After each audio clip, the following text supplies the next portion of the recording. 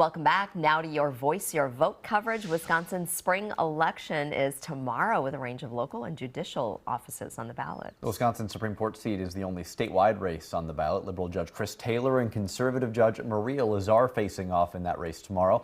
These candidates looking to fill a 10-year term to replace conservative Justice Rebecca Bradley, who is retiring.